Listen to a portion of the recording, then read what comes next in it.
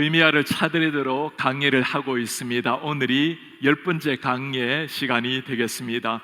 지금까지 느헤미야 말씀을 함께 잠시 정리를 하도록 하겠습니다. 우리 하나님께서 느헤미야를 부르십니다. 페르시아 수상궁에 평안하게 살고 있었던 느헤미야를 부르시고 사명을 맡기십니다. 고통받는 고국으로 돌아와서 느헤미야가 상황을 파악을 합니다. 이스라엘 백성들, 무너진 성벽, 불탄 성문, 지쳐있는 백성들, 그 처참했던 상황을 눈으로 보게 됩니다.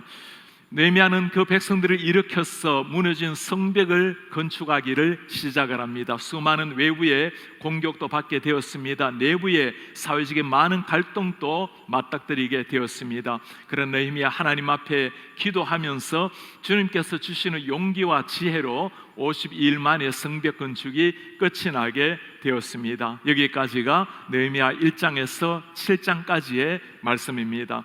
지난 시간에는 우리가 8장 말씀을 보았죠. 성벽과 성문 공사가 끝이 났지만 그것이 마지막이 아니었습니다.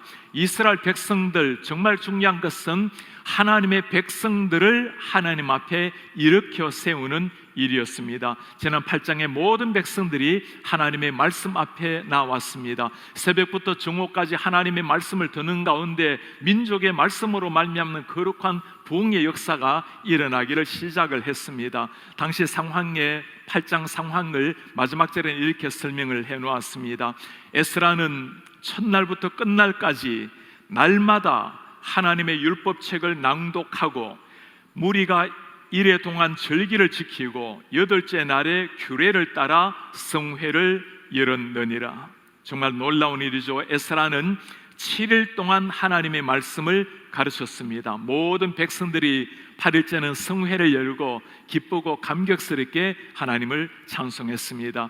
아마 영화를 만들거나 책을 쓰게 된다면 이곳까지 하고 해피엔딩으로 책을 끝나게 되겠죠. 하나님께서 느헤미야를 부르시고 수많은 역경 고난 속에서도 불굴의 의지로 마침내 성벽을 완성했노라고 하고 끝을 맺게 될 것입니다. 그런 느헤미야는 8장으로 끝이 나지가 않습니다. 백성들은 초막절을 지내고 바로 곧 다시 전 백성이 모이게 되었습니다. 8장에서 경험했던 이스라엘의 부흥은 부흥의 마침이 아니라 시작을 알리는 신호탄과도 같은 거였습니다. 오늘 말씀에는 멈추지 않는 부흥의 역사가 무엇인지를 잘 보여주고 있습니다. 우리 삶에도 기대하고 있는, 간절히 열망하는 끝없는 부흥의 역사, 지속적인 부흥의 비결을 오늘 말씀에는 3가지로 말씀을 해주고 있습니다. 하나님 앞에 회개 자리로 나아갈 때 일어나는 부흥의 역사, 하나님의 말씀 속에서 하나님의 음성을 들을 때, 그리고 전심으로 하나님을 예배할 때 일어났던 부흥의 역사였습니다. 첫 번째, 회개할 때 임하는 부흥의 역사, 회개할 때 나타나는 역사. 성경 전체에서 하나님께서 가장 안타깝게 이스라엘 백성들에게 하시는 말씀이 있습니다. 회개하라는 말씀입니다. 회개하고 하나님 앞에 돌아오라는 안타까운 심정의 고백입니다. 거룩하신 하나님과 우리와의 담을 막아버리는 유일한 것이 있다면 죄악입니다. 우리 하나님께서 원하시는 것, 관계를 회복하는 길은 완벽한 삶이 아닙니다. 회개하고 하나님 앞에 나아오는 것이 하나님과의 관계 회복의 길입니다. 이스라엘 백성들, 그렇게도 하나님께서 안타깝게 회개를 부르짖지만 가증하지 않은 것도 회개였습니다. 인류의 최초의 조상 아담이 범죄하고 난 다음에 회개 자리로 나아가지 않고 그는 나무 뒤에 숨었습니다. 아담은 왜 이것을 먹었느냐? 금지된 선악과를 먹고 난 다음에 아담이 한 말은 하나님께서 주신 저 여인이 나에게 주어서 먹었나이다. 회개 자리로 나오지를 못했습니다. 하나님께서 말씀하시는 진정한 회개라는 것은 성령이 우리 위에 임했을 때, 거룩하신 하나님 앞에 내 자신을 발견할 때 그때 터져나오는 것이 진정한 회개입니다. 오늘 이스라엘 백성들, 그들 위에 이 회개 역사가 일어났습니다. 1, 2절의 말씀을 해요. 그날 29날에 이스라엘 자손이 다 모여 금식하며 굵은 베옷을 입고, 금식하면서 베옷을 입고 티끌을 무릅쓰며 회개로 나아가는 거죠. 모든 이방 사람들과 절교하고 서서 자신의 죄와 조상들의 허물을 자복하고, 누가 시켜서 일어난 일이 아니었습니다. 하나님 앞에 서게 되었을 때, 하나님의 말씀 앞에서 자기 자신들을 발견했을 때 자연스럽게 나타났던 회개의 역사였습니다. 진정한 회개는 구체적인 변화를 가져오게 되었어요. 회개라는 것이 우리의 입술의 고백으로 끝나는 것이 아닙니다. 하나님을 만난 진정한 회개는 내 가치관을 변화시키고 삶의 모든 모습을 변화시켜 놓았습니다. 이방 사람들과 절교를 선포합니다. 지금까지 익숙하게 살아왔던 모든 것들을, 옷을 다 벗어낸 사람들, 오랜 세월 바벨론에 살면서 페르시아의 노예로 살아가면서 그들은 이방인들과 섞이게 되었습니다. 이방인들과 함께 살아가는 것이, 어울리는 것이 무엇이 문제이겠습니까? 그러나 영적인 눈으로 보면 그렇지가 않죠. 하나님께서 왜 그렇게 이방인들과 섞이지 말라고 말씀하는 겁니까? 하나님의 백성들이 지켜야 될 거룩한 삶이 있기에 이방인들이 마침내 이스라엘 백성들로 하여금 하나님을 향한 절대적인 신앙을 무너뜨리기 때문에 하나님이 아시고 하신 말씀입니다. 하나님의 백성들은 세상과 구별이 되어야 될 사람들이죠. 세상에 살아간다고 세상을 등지는 사람은 아닙니다. 그러나 땅 위에 살아가지만 하나님의 백성으로서 거룩한 하나님의 백성답게 구별된 삶을 살라라는 말씀입니다. 이스라엘 백성들 오늘 회개 역사가 일어났어요. 개인의 회개뿐만 아니라 자신의 조상들의 회개까지, 조상들의 죄까지 회개하면서 나아갔습니다. 하나님의 거룩한 백성들로 부름을 받았지만 백성답게 살아내지 못했던 수많은 죄악들, 온 세상에 하나님을 드러내어야 했지만 하나님의 이름을 먹칠하고 하나님을 조롱거리로 만들어버린 이스라엘 백성들의 선배들의 그 죄악을 용서를 구하면서 회개 무릎을 꿇었습니다. 정말 놀라운 것은 이 회개 기도가 3시간이나 계속 되었다라는 사실입니다. 로이드존스 목사님의 부흥이라는 책에 보면 이 부흥의 역사가 일어날 때 나타나는 한 가지 특징을 말씀을 해주고 있습니다. 부흥을 체험하는 사람들이 의식하는 것이 한 가지가 있다. 자기들이 전적으로 쓸모없는 죄인이라는 것을 깨닫는다. 자신들이 비열한 사람이라는 것을 깨닫는다. 잠을 잘 수가 없고 영혼의 고뇌에 빠지게 된다. 부흥이 일어나기 전에 하나님 앞에 진정한 회개 역사가 일어나는 것, 하나님 앞에서 자기 자신을 발견할 때 나타나는 반응이죠. 예레미야는 이 말씀을 잘 보여주고 있습니다. 만물보다 거짓되고 심히 부패한 것이 마음이라 누가 능히 이를 알리요. 하나님 앞에, 거룩하신 하나님 앞에 거짓된 자기 자신을 진실로 아는 사람, 이런 사람이 하나님 앞에 무릎 꿇을 수 있는 사람입니다. 그때 나타나는 것이 회개를 넘어서 부흥의 역사라는 겁니다. 미국에서도 1차, 2차 부흥의 불길 대각성 운동이 일어난 적이 있었습니다. Great Awakening 대각성 운동이라고 부르는 사건입니다. 2번이나 일어난 이 거룩한 부흥에는 한 가지의 특징이 있어요. 부흥의 불길이 일어날 때마다 회개의 불이 먼저 떨어졌다라는 사실입니다. 1차 대각성 운동은 1735년부터 1755년 20년에 걸쳐서 일어난 사건입니다. 조나단 에드워즈가 당시에 주역을 감당을 했어요. 에드워즈가 성경 말씀을 펼치고 읽기만 해도 사람들은 벌써 성령의 역사로 말미암아 떼굴떼굴 구르면서 회개하고 눈물을 쏟으며 하나님 앞에 기도하는 역사가 일어났습니다. 설교 원고를 읽기만 해도 사람들에게 성령의 역사에서 회개의 놀라운 역사가 일어나서 얼마나 그 회개 역사가 강했던지 목사님이 설교하고 있는 가운데 설교를 이제 그만해달라고 부탁을 했을 정도였습니다. 2차 대각성 운동도 마찬가지였어요. 1790년에서 1840년 약 50년에 걸쳐서 2차 대각성 운동이 일어났습니다. 그때 주역은 찰스 피니였어요. 당시 유능했던 변호사였습니다. 그 찰스 피니 위에 어느 날 하나님께서 찾아오셨습니다. 먼저 찰스 피니 위에 성령의 거룩한 기름 부음 회개 역사가 일어난 겁니다. 어느 날 자신이 일했던 사무실 안에 기도하는 방으로 그가 들어갔을 때였습니다. 방에는 아무런 불이 켜져 있지 않았지만 환한 불을 만났어요. 예수 그리스도의 찬란하게 빛나는 영광스러운 모습을 만나게 된 것입니다. 찰스 피니가 그때 경험을 이렇게 설명을 합니다. 그분은 한마디 말도 하지 않았지만 나는 그분 앞에 엎드려져서 그분에게 내 영혼을 쏟아 놓았다. 나는 어린애처럼 소리를 내어 울었고 할 수 있는 대로 모든 죄를 다 회개했다.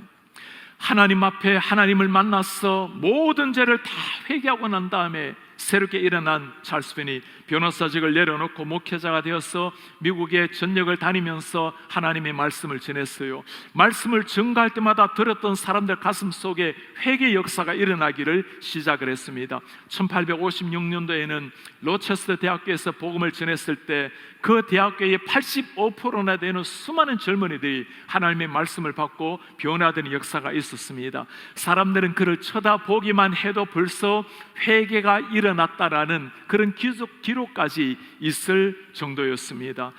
회개 역사가 일어날 때 한 사람도 변화되고 지역이 변화되고 세상이 변화되는 부흥의 역사가 일어나게 되는 겁니다. 우리 성도님들, 회개 눈물이 마른 분이 계십니까? 전능하신 하나님 앞에 다시금 나아가서 주님의 영광의 낯빛을 보게 달라고 기도를 해야 할 때입니다. 주님, 저를 다스려 주십시오. 주님의 그 찬란한 영광이 저를 완전히 지배해 주시고 성령이 저를 완전히 다스려 주십시오. 그때 영광에 거룩하신 하나님을 만나게 되고 회개를 넘어서 부흥의 역사가 시작이 되는 겁니다. 부흥의 역사를 일으키는 두 번째입니다. 말씀에 몰입할 때 일어나는 부흥의 역사. 하나님의 말씀을 전심으로 귀를 기울이고 들을 때 일어나는 역사입니다. 부흥의 비밀이 하나님의 말씀이라는 말은 너무나 평범하게 들려오는 것 같아요. 이미 이스라엘 백성들 수문앞 광장에서 새벽부터 정오까지 하나님의 말씀을 들었잖아요. 이 정도 부흥의 맛을 본 사람이라면 이제는 말씀이 아니라 뭔가 좀 더 강렬한 것으로 말미암아 기대할 것 같았는데 그게 아니었습니다. 사람을 변화시키고 하나님 앞에 이렇게 세우는 것은 하나님의 말씀이 불처럼 임할 때 일어나는 역사입니다. 로이드 존스 목사님이 부흥이라는 책에서 길게 이 부흥을 설명하는 주제가 하나 있는데 그게 이삭의 우물이었어요. 아버지 이삭이 아브라함이 팠던 우물을 다시금 파게 됩니다. 블레셋 사람들이 막아버린 그 우물을 다시 파서 샘물을 얻게 돼요. 그걸 가지고 로이 존스 목사님 그렇게 말씀을 해요. 시대가 바뀌면서 사람들은 끊임없이 새로운 것을 추구하고 뭔가 색다른 것을 자꾸 추구해 가는데 그게 아니라는 거예요. 우리의 영혼을 변화시키는 것, 하나님의 앞에 우리를 깨닫게 만드는 것은 끊임없이 들려지는 하나님의 말씀, 지난 2000년 기독교 역사 가운데 변함없이 들려졌던 말씀이 임해야 사람이 변화된다는 것을 강조를 하고 있습니다. 하나님의 말씀이 지속적으로 공급되는 것은 마치 자동차의 기름과 같은 겁니다. 자동차가 시동을 켤 때 기름이 필요한 것처럼 계속 전진하며 나아갈 때 기름이 필요한 것처럼 마지막 목적지까지 도착할 때까지 기름이 필요한 것이나 마찬가지입니다. 신앙인의 삶이 계속 타오르기 위해서는 우리가 하나님 앞에 서는 그 마지막 순간까지 하나님의 말씀의 공급이 있을 때 그때 길을 찾고 하나님 앞에 나아갈 수가 있다라는 말씀입니다. 오늘 이스라엘 백성들 그들 위에 이 말씀의 역사, 하늘이 열리고 말씀의 역사가 임했어요. 3절 보시겠습니까? 이날에 나 4분의 1은 그 자리에서 서서 그들의 하나님 여호와의 율법책을 낭독하고 3시간 동안 나 3분의 1, 3시간을 하나님의 말씀에 귀를 기울인 겁니다. 나 4분의 1은 죄를 자복하고 3시간은 간절하게 회개를 하며 나온 거죠. 그들의 하나님 여호와를 경배하였는데 이스라엘 백성들 전심으로 하나님 앞에 나아가 말씀을 듣고 회개하고 역사가 일어난 것, 성령께서 역사했을 때 나타나는 결과였습니다. 중요한 것은 긴 시간 동안 하나님의 말씀을 듣는 것도 필요했지만 어떤 자세로 하나님의 말씀을 듣는가에 있었어요. 하나님의 말씀이 문자가 아니라 살아계신 하나님의 생명의 음성으로 그들 심장 속에 찾아오게 된 겁니다. 그 옛날 이사야가 성전 문 앞에 들어갔을 때였습니다. 천사들이 걸어가신 하나님을 찬양하는 소리를 듣게 되었어요. 영의 눈이 열렸을 때 걸어가다 만군의 여호와여 그의 영광이 온 땅에 충만하도다. 이사야 늘 성전문에 들어갔던 사람입니다. 그러나 오늘은 달랐어요. 영의 눈이 열리고 나니까 천문 천사들이 하나님을 찬양하는 그 놀라운 소리를 듣게 된 겁니다. 그 하나님을 만났을 때 심령의 부흥이 일어나고 하나님의 사명자로 인생을 불태우게 된 겁니다. 저도 대학교 1학년 때 예수님을 만났을 때 마찬가지였어요. 교회를 잘 다니고 나름대로 성경을 읽고 기도했던 삶이었지만, 그러나 제 마음속에 언제나 불안한 마음이 한 가지가 있었습니다. 저는 정말 주님을 믿고 싶는데도 믿겨지지를 않는 거예요. 저는 참 두려움까지도 찾아왔습니다. 나는 하나님이 선택하지 않아서 이렇게 믿으려고 애를 쓰는데도 믿겨지지 않는단 말인가? 하나님께서 제 마음속에 때가 되어서 찾아오셨습니다. 하나님의 진리의 말씀을 통해서 제 가슴속에 살아계신 하나님이 되셔서 오셨어요. 말씀을 읽는데 그것이 문자가 아니라 살아있는 하나님의 영으로 찾아오게 되었습니다. 십자가가 그냥 나무의 십자가가 아니라 예수의 흐르는 피자국으로 제 가슴속에 찾아 들어오게 된 겁니다. 요즘 제가 목회자들에게 많이 강조하는 게 바로 이것입니다. 성경을 읽을 때 하나님의 마음을 읽으십시오. 하나님의 표정을 읽으세요. 말씀을 주실 때 하나님이 무슨 표정을 짓고 계실까? 한 말씀 한 말씀마다 하나님의 표정을 읽게 되면 그때 하나님을 만나고 변화의 역사가 일어나게 되겠죠. 느헤미야의 말씀을 읽으면서 늘 간구하는 게 이겁니다. 하나님, 느헤미야 말씀을 통해서 하나님의 그 얼굴, 하나님의 표정을 읽을 수 있도록 제 영의 눈을 열어주십시오. 페르시아 왕궁에서 편안하게 살았던 느헤미야를 하나님이 불러내십니다. 고생을 시키려고 불러내신 게 아니죠. 정말 하나님이 원하시는 것이 무엇일까요? 하나님 마음에는 하나님의 사랑하는 백성들이 있는 거예요. 하나님이 창조하신 백성들, 하나님이 특별히 선택하신 하나님의 백성들이 하나님을 저버리고 우상을 섬기고 저 이방 나라의 포로로 잡혀간 사람들, 이방 땅에서 고통하며 부르짖는 그 사람들, 하나님이 그들의 모습을 바라보시고 어떤 표정을 지을지 그 표정을 보라는 겁니다. 다시금 고국으로 돌아왔지만 여전히 무너져 있는 성벽들, 불타버린 성문, 기진맥진하게 무너져 있는 이스라엘 백성들, 그 이스라엘 백성들을 지켜보고 있는 하나님의 그 애타는 마음, 느헤미야가 본 것이 바로 그 하나님의 마음이었어요. 하나님의 그 표정 얼굴이었어요. 그때 하나님을 위해서 자신의 삶을 던질 수 있는 진정한 헌신과 반응이 나오게 된 겁니다. 우리가 보아야 될 것이 이 하나님의 마음이에요. 말씀을 읽을 때마다 그 하나님의 마음을 읽게 되면 하나님을 만나게 되는 겁니다. 말씀을 통해서 주님을 만나게 되면 그때 심령의 부흥의 역사가 일어나게 되는 겁니다. 제가 유럽의 여러 나라를 다니면서 너무나 아픈 가슴, 다닐 때마다 볼 때마다 이 아픈 가슴이 일어나요. 어느 나라를 가더라도 교회를 방문하면 대부분의 교회가 사람이 없이 박물관처럼 횡한 교회를 만나게 됩니다. 한 시대에 복음으로 타올랐던 저 유럽 교회에 무너져가고 있는 유럽의 모습, 여름 바캉스 시절이 되면 때로는 2달, 3달을 교회 문을 닫아버립니다. 성도들이 아예 오지 않으니까 목회자도 오지 않고 그런 교회가 얼마나 많은지. 그 가운데 특별한 한 나라를 만나게 되었어요. 노르웨이라는 나라입니다. 여름인데도 얼마나 많은 사람들이 하나님을 찬송하고 예배하고 뜨겁게 예배를 하는지. 현재 노르웨이는 전 세계에서 가장 잘 사는 나라 중에 하나죠. 참으로 놀라운 것은 선교사님을 가장 많이 보낸 나라는 한국과 미국이지만 인구 비율로 선교사를 가장 많이 보낸 나라가 노르웨이라는 나라입니다. 한 500만 명 조금 더 되는 인구인데 본래 이런 나라가 아니었어요. 200년 전만 해도 노르웨이는 세계에서 제일 못 사는 가난한 나라였습니다. 그를 아는 사람이 많지 않았던 나라였어요. 오늘의 이런 나라를 이룬 데는 중요한 한 젊은이가 있었습니다. 한스 넬슨 허거라는 한 젊은이에요. 가난한 농부 아들로 태어나서 평범하게 살았던 한 청년이었습니다. 20살 때 어느 한 사람이 그에게 성경을 선물로 주었어요. 이 성경 안에 모든 것이 다 들어가 있다네. 그걸 또 몰랐던 젊은이였습니다. 성경을 배우기 위해서 글을 배우기를 시작을 했어요. 놀라운 역사가 일어났습니다. 1796년 4월 5일 25살 그 젊은이 위에 성령께서 폭포수처럼 그 위에 임하셨습니다.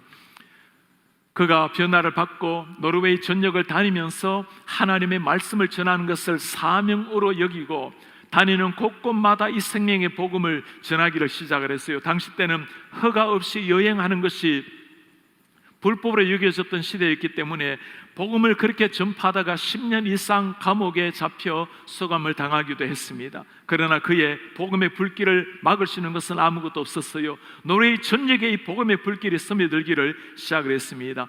20년 가까이 33권의 책을 지었어요. 노르웨이에 있는 10만 명이 넘는 사람이 그의 책을 읽고 변화를 받기 시작했습니다. 글도 몰랐던 사람인데 그의 책을 읽기 위해서 글을 배웠던 사람이에요. 당시에 인구가 80만 명 정도 되었으니 10만 명이 넘는 사람이 그 책으로 변화를 받고 주님을 만나게 된 겁니다. 그의 삶은 신앙뿐만 아니라 정치, 경제, 문화 모든 삶의 전반에 영향을 미치게 되었어요. 그런 말미암아 오늘의 노르웨이가 탄생을 하게 된 것입니다. 이것을 두고 허그라는 이름을 따서 허거 부흥 운동이라고 부르는 겁니다. 한 사람이 주님을 만나게 되었을 때, 한 영혼이 하나님의 말씀으로 말미암아 심장에 타올랐을 때 한 나라가 변화를 받은 겁니다. 우리 성도님들, 말씀을 읽을 때마다 이 역사를 위해서 기도를 하시기 바랍니다. 주님, 내 영의 눈을 열어주셔서 그냥 말씀이 아니라 문자가 아니라 살아서 나에게 다가오시는 하나님을 만나게 도와주십시오. 나를 향해서 들려주시는 그 뜨거운 하나님의 심장의 소리를 들을 수 있도록 은혜를 도와여 주십시오. 우리 자녀들에게 남겨야 될 유산이 여기에 있는 겁니다. 말씀을 그냥 읽는 것이 아니라 성경책을 간직하는 것이 아니라 성경책 안에 살아계신 하나님을 만나도록 만드는 것. 우리 가정 가운데 이 말씀으로 자녀들이 일어나고 남편 아내가 일어나게 되면 그보다 더 위대한 부흥 역사가 어디에 있겠습니까? 자녀들에게 남겨줄 수 있는 최고의 유산이 이 생명의 말씀인 겁니다. 세 번째, 부흥의 역사 앞에서 전심으로 예배할 때 일어나는 것이 부흥의 역사입니다. 전심의 예배자, 하나님의 말씀이 임하고 회개 역사가 일어나고 그것이 끝이 아니었어요. 하나님을 정말 체험하게 되면 그때 전심으로 드려지는 예배, 경배가 일어나는 겁니다. 이스라엘 백성들 가운데 이 놀라운 오늘 예배가 일어나게 된 거예요. 회복이 된 거예요. 우리 사람이 하나님 앞에 드릴 수 있는 최고의 선물이 있다면 그것이 예배입니다.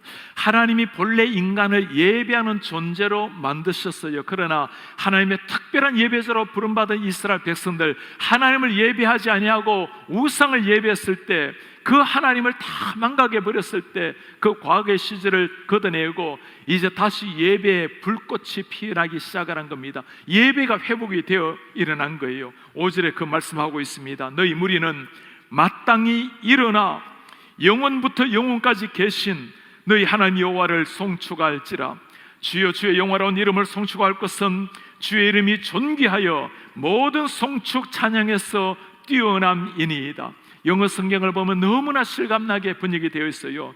Stand up, 일어나라. Praise the Lord your God. 너희 하나님 여호와를 찬양하라. Who is from everlasting to everlasting. 영원부터 영원까지 계신 우리 하나님. Blessed be your glorious name. 주님의 영화로운 이름이 찬송할지라. May it be exalted. 하나님의 이름이 높임을 받기를 원하나이다.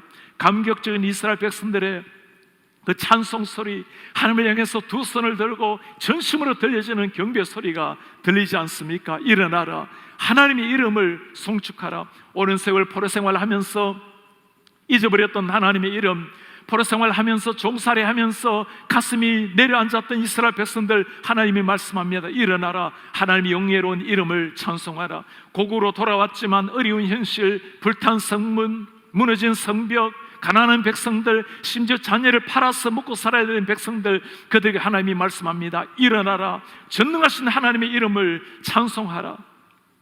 우리 하나님의 이름을 찬송했던 하나님의 백성들, 그들이 본래 경외하고 경배해야 됐던 이름이 누구였습니까? 페르시아의 왕 아니었어요. 그러나 정말 하나님을 만나고 나니까 세상을 제패했던 왕이 아니라 그들이 정말 경배해야 되는 분이 전능하신 하나님이라는 것을 깨닫게 된 겁니다. 그 하나님 누구셨습니까? 포로 생활 가운데서도 그들을 지켜주신 우리 하나님, 적들의 수많은 공격에도 불구하고 지켜주셔서 마침내 성벽을 완성하게 하신 하나님, 우리는 하나님을 잊어버렸지만 오늘까지 잊지 아니하시고 우리의 손을 붙들고 오신 그 하나님, 그 하나님의 놀라운 이름을 찬송할지라. 진정한 영적 예배가 회복이 된 거예요. 6절도 마찬가지입니다. 우리가 예배할 그 하나님, 주는 오직 여호와시라. You alone are the Lord. 오직 주만이 하나님이십니다. 하늘의 하늘들, 하늘과 이를 성신과 땅과 땅 위의 만물, 바다의 그 모든 것을 지으시고 다 보존하시오니 모든 천군이 주께 경배하나이다. You give life to everything. 모든 만물에 생명을 주시는 하나님, Multitudes of heaven worship you. 하늘의 모든 천군 천사도 주님을 찬양하나이다. 누가 이렇게 찬양할 수 있는 사람이죠? 이 창조주 하나님을 만난 사람이에요. 그 창조주 하나님이 나의 하나님이라는 것, 우리를 위해서 주 예수 그리스도가 십자가에 피 흘리시고 그 주님이 나의 구원자라는 것을 정말 만난 사람만이 할 수 있는 것이 영광스러운 예배입니다. 그때 터져나온 것이 하나님 앞에 전심의 예배였어요. 제가 오랫동안 중국을 다니면서 중국의 지하교회 성도들의 예배를 보았습니다. 지하교회 예배에 참석할 때도 많이들 있었어요. 사람들의 눈에 띄지 않게 두세 사람이 다 짝을 지어서 그렇게 아파트로 들어오곤 합니다. 집안 가득하게 서 있는 그 젊은이들, 마치 콩나물 보는 것 같아요. 얼마나 간절한 마음으로 찬송하며 예배하는지. 큰 소리로 찬송하지 못하니까 조그만 목소리로 찬송하지만 두 손을 들고 박수를 치면서 하나님 앞에 찬송하는 사람들, 뛰면서 그렇게 찬송할 때 마음껏 시원하게 목소리를 내지는 못하지만 그러나 흐르는 그 눈물들을 바라보면 그 심령의 찬송이 무엇인지가 알 수가 있어요. 말씀을 들을 때 초롱초롱하게 빛나는 그 눈빛, 한 시간을 들어도 움직이지 않고 계속 말씀을 들으려고 서 있는 우리 젊은이들, 헌금 드리는 시간에 드릴 것이 없었어 앞으로 나와서 헌금 주머니 앞에 자기 자신을 드리겠다고 무릎을 꿇는 청년, 그 앞에 엎드려서 내 자신을 드린다고 자기 자신을 드리는 청년도 보았습니다. 수많은 핍박 속에서 한 번 예배 드리는 것을 마치 지상에서 드리는 마지막 예배인 것처럼 전심으로 예배하는 수많은 젊은이들, 그들의 예배를 보면 우리가 언젠가 이 땅을 떠나서 천국 이르게 될 때, 그때 하나님 앞에서 드리는 예배가 이런 예배가 아닌가 하는 생각을 하게 돼요. 우리 성도님들, 예배가 살아나면 영혼이 살아나는 겁니다. 예배가 살아나면 가정이 살아나고 자녀들이 살아나고 남편 아내가 살아나는 거예요. 예배가 살아나게 되면 교회가 살아나고 예배가 살아나게 되면 지역이 살아나는 겁니다. 오늘 하나님이 말씀하세요. 일어나라, 여호와 이름을 송축하라. 천군 천사 일어나라, 여호와를 찬송하라. 우리의 창조주를 찬송하라. 전 모든 백성들이 일어나서 하나님을 찬송하라. 오늘 우리 이스라엘 백성들에게 일어났던 위대한 부흥, 이스라엘 백성들 가슴 속에 일어났던 그 부흥의 불길을 우리도 함께 보았습니다. 이 시대 부흥을 사모하는 우리 한 사람 한 사람에게 하나님이 들려주시는 말씀이에요. 주님 오늘 우리에게 뭐라고 말씀하십니까? 부흥을 사모하면서 주님 내 영혼이 변화되기를 갈망하는 사람에게 주님이 뭐라고 말씀하세요? 회개하라고. 내가 주인이 되었던 인생, 하나님을 하나님으로 섬기지 못하고 있는 이 시대 가운데 우리의 조상들, 우리의 사회, 이 민족을 가슴에 품고 회개하라고 주님이 말씀을 하십니다. 말씀을 사모하라고 말씀을 하세요. 지식이 아니에요, 문자가 아니에요. 살아서 나에게 다가오시는 하나님의 뜨거운 심장, 그 말씀을 사모할 때 주님이 부흥을 약속을 하셨습니다. 경배하라. 아무나 경배할 수 있는 게 아니죠. 우리의 창조주 하나님, 우리의 구원자 하나님, 그 하나님의 그리스도의 십자가의 피맛을 본 사람이 전심으로 하나님을 예배할 때 그때 주님께서 영광스러운 부흥을 주시겠다고 약속을 하십니다. 코로나 상황 가운데 주저하고 있을 때, 근심하고 있을 때 주님이 말씀하십니다. 일어나라고, 영광스러운 주님의 이름을 찬송하라고. Stand up, praise the Lord, praise the Lord. 일어나서 우리 주님을 찬송하라고. 여러 가지 인생의 어려움들 가운데, 막막한 상황 가운데, 답답한 심정 속에 주저있는 사람에게 주님이 말씀해요. 일어나서 주님을 찬양하라고, 창조주 하나님을 경배하라고. 그때 우리의 영혼이 부흥을 맛볼 것이라고 주님이 말씀을 하고 있는 겁니다. 언젠가 우리가 이 땅을 떠나게 될 때, 천국에 이르게 되는 그 순간에 그날 어떤 일이 일어날까요? 우리가 KCBC의 많은 성도님, 함께 주님을 경배했던 모든 우리 하나님의 백성들이 주님을 함께 예배할 날이 오게 될 것입니다. 그날은 지상에서 우리가 그림자처럼 예배했지만 우리 주님의 영광스러운 눈과 눈을 마주하고 예배할 날이 오게 될 것입니다. 우리뿐만이 아니죠. 이 땅에 주님을 만나야 될 모든 사람들, 주님을 믿고 주님을 따라가는 모든 사람들이 함께 예배할 날이 오게 될 것입니다. 비상에서 우리가 비록 그림자처럼 주님을 예배하지만 예배할 때마다 천국 같은 이 거룩한 감격이 우리 속에 일어나기를 바라요. 우리뿐만이 아니죠. 아직까지 주님을 모르는 사람이 있다면 이 복음으로 말미암아 그들이 변화될 때 땅끝까지 복음이 선포되고 모든 열방이 주님을 경배할 때 그때 주님께서 오신다고 약속을 하셨습니다. 그것 때문에 우리는 십자가 복음을 전하는 거예요. 이 땅에 있는 모든 열방이 주님을 예배할 그때까지, 우리가 천국에서 예배할 그 마지막 순간까지 끊임없이 주님의 말씀 앞에 자신을 비춰보고 회개하며 말씀으로 내 자신을 변화시키고 주님 앞에 내 삶을 드리고 끊임없이 주님 앞에 전 삶을 드리는 예배자로서서 우리 하나님을 감독시키는 하나님의 사람들, 끊임없이 부흥의 역사를 우리 삶의 가정에 교회에 일으키는 이런 하나님의 사람들 되시기를 주의 이름으로 축복합니다.